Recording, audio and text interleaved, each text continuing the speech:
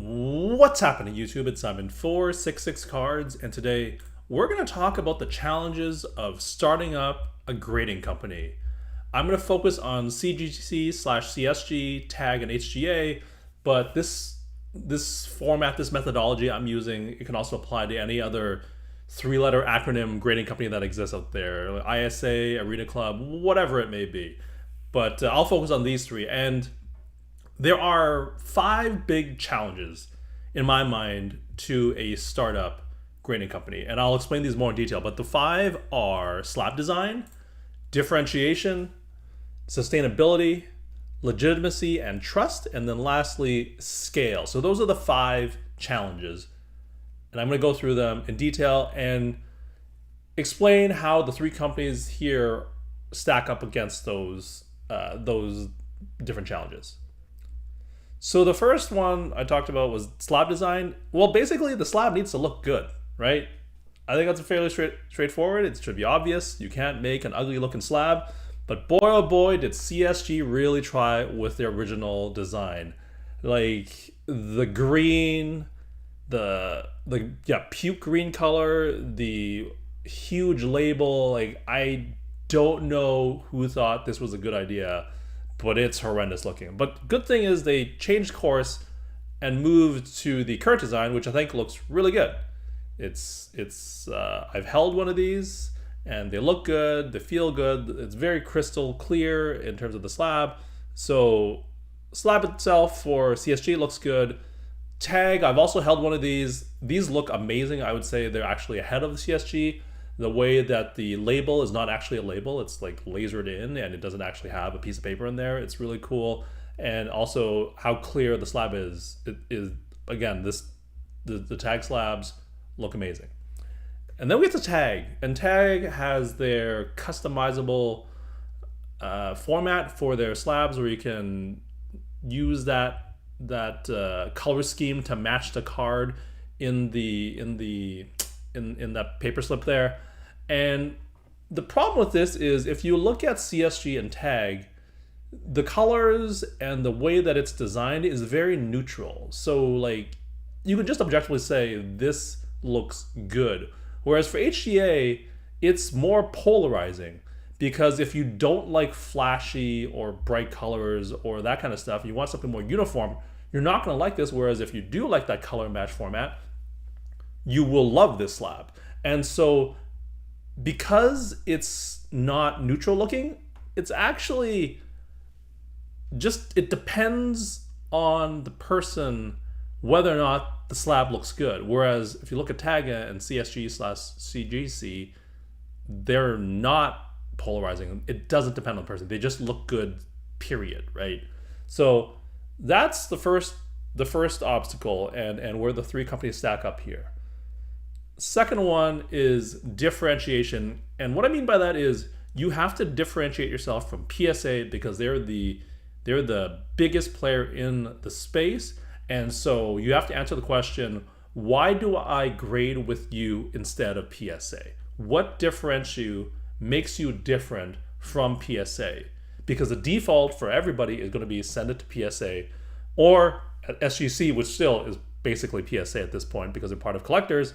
What is the thing that differentiates your company from collectors to make me send my card to you for grading? For CGC, this one to me is pretty obvious. They have a history with comic books. They have a built-in customer base. They have a built-in history. They have that connection with people. So that's the thing that differentiates them, the history on the comic book side. For tag, they have technology. They have some unique technology that they've shown a lot to demonstrate it, and that is a thing that differentiates it from PSA, right? Their use of technology and how that plays into their grading scale. Now, if you look at HGA, it's somewhat similar to tag, but I put technology in quotes there because it's not really technology. Like, once you got more details as to what they were doing, basically tag is doing the thing that HGA claimed they were doing. And so that's why I can't give HGA credit for differentiating themselves from PSA because they didn't actually do that. So that's the second criteria, differentiation. The third criteria is whether or not the company is sustainable. Will it survive long term, right? You need to be able to trust the company will be around to give legitimacy to your slab by still being an active company, right? And so this is really important, right? Having that factor of trust in the long-term sustainability of the company. And so CGC, it's going to be around because the comic book business will always make the company as a whole sustainable. So that's pretty straightforward. Whether or not the card grading side is sustainable or not, it doesn't really matter because they're part of a larger, bigger organization. So CGC cards is fine. Tag, well, you wouldn't know it, but the company founders are wealthy. And I think that is a huge missed opportunity because they have the financial backing to be around for a while, but that hasn't been part of their company's story. And as a result, I believe the company is sustainable, but the public and the hobby and the people in the sports card market don't know that. And that's a problem. And that's why I think it's a missed opportunity.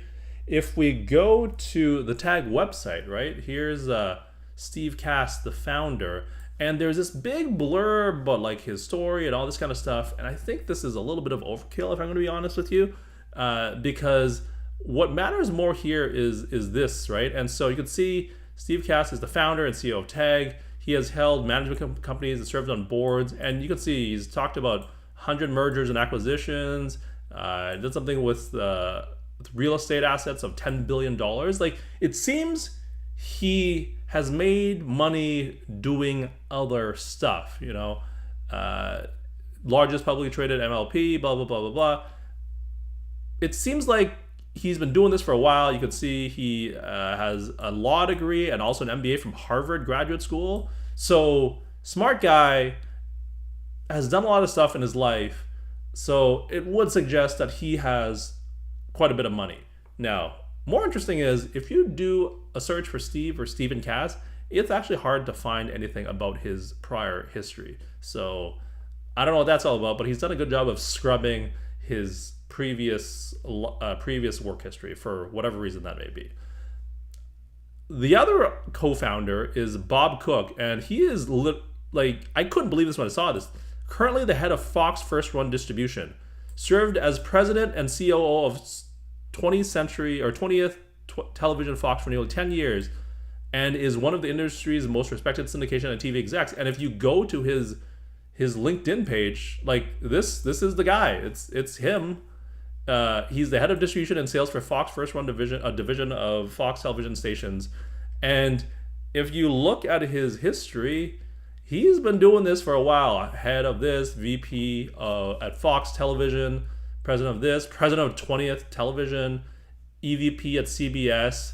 Like, and this is going back to the 80s and 90s, right? Marketing and sales, SVP, all this kind of stuff. So this guy is rich. Like, there's no two ways about that. And if he's wealthy and he's wealthy, well, then it suggests that the co-founders and the founders are wealthy, which means there's a lot of money behind this company, which is why they have this cool technology and they have a whole board of directors, a lot of great transparency at Tag. But you don't know that unless you dig into the company's website.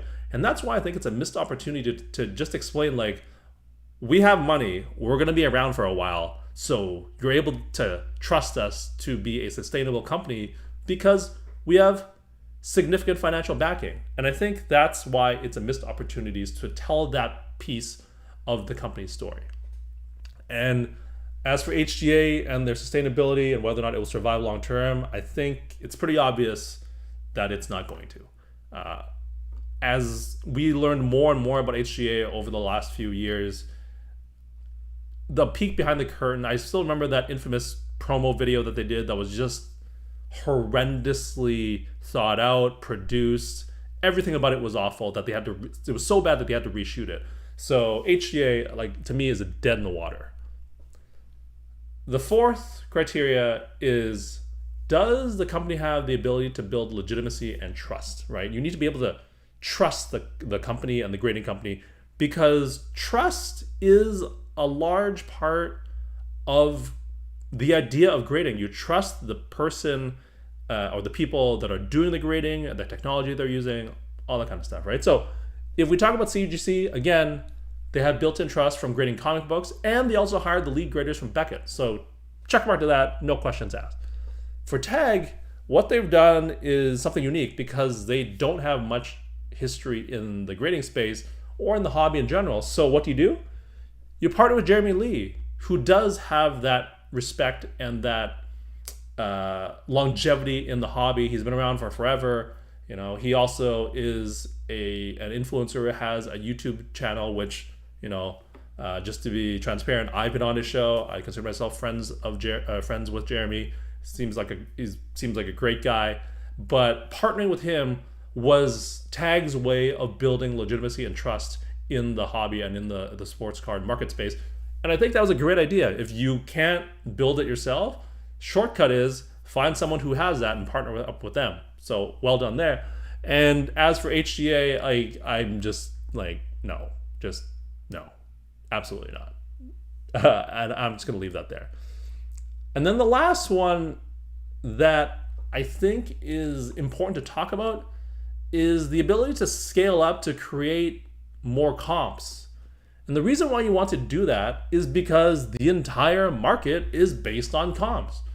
I actually made a video explaining about this in more detail, and I suggest you watch the video about the number one reason why PSA overtook Beckett. And, you know, spoiler alert, the reason is not the grade. It's not the 9.5 versus 10. No matter what anybody tells you, I will, to my deathbed, believe that the grading scale has absolutely nothing to do with it.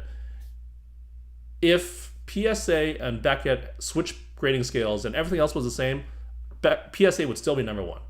No question in my mind. The grading scale is a red herring, and so I'm just gonna leave it at that, because the number one reason why PSA overtook Beckett is that they're able to pump out so many slabs a month. As a result, creating much more or many more comps than Beckett. And because the entire card market is based off of comps, if you have the most comps out there, that means that you're going to be able to be the dominant player.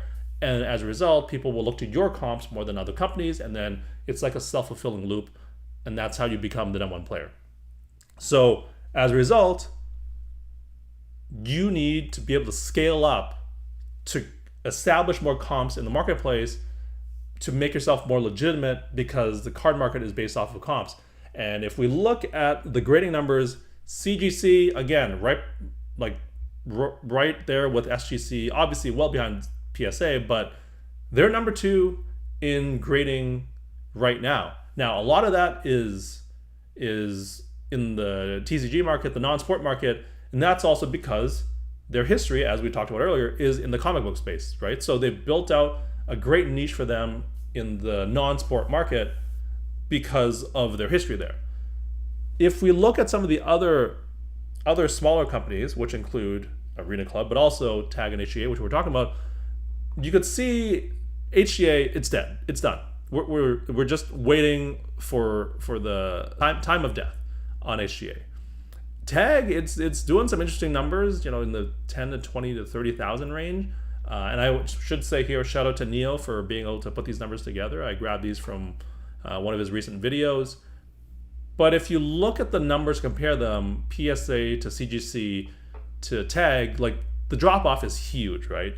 And I think this is where Tag, if they truly do have that financial backing, they should use it to their advantage, because what I think they should do is focus on building capacity to grade more cards, and as a result of that, getting more slabs in the market, versus trying to make a profit in the short term.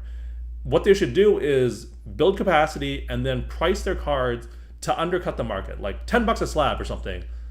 Because if they have the funding to do that, they should actually be able to run at a loss for a few years if they have the money to do that, so that they get more slabs in the market and establish their brand and create more comps in the marketplace. That's what I believe they should do. Whether or not they actually do it, who knows? And so that's the fifth criteria. If we bring it all together and we stack them up against each other, you can see here, based off of what I talked about, CGC has met all of these challenges to being a startup grading company, and they should be fine. HGA, dead in the water. We're just waiting for them to officially die. Tag, it's unclear. They have a shot. But they do have to do a couple of things, and I think the one that they need to work on the most is scaling up. And if that means operate at a loss, if they have the financial backing to do that, they should do that, as opposed to worrying about profits in the short term. Those are my thoughts on what the biggest challenges are to starting up a new grading company. And then, like I said, you can do this comparison with Arena Club, ISA, whatever other company that's out there they could think of.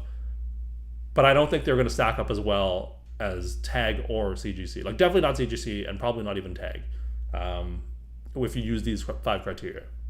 So that's the video. Would love to hear your thoughts and comments on, one, whether or not you agree with the 5 big challenges that I've talked about here, and then 2, whether or not you think that my scoring of these 3 companies is accurate and correct, and or why you think that maybe I missed the mark on Tag or CGC. I don't think I've missed the mark on HGA, to be totally honest. They're dead in the water. Or if I did miss the mark on HGA, I don't think it's really going to matter.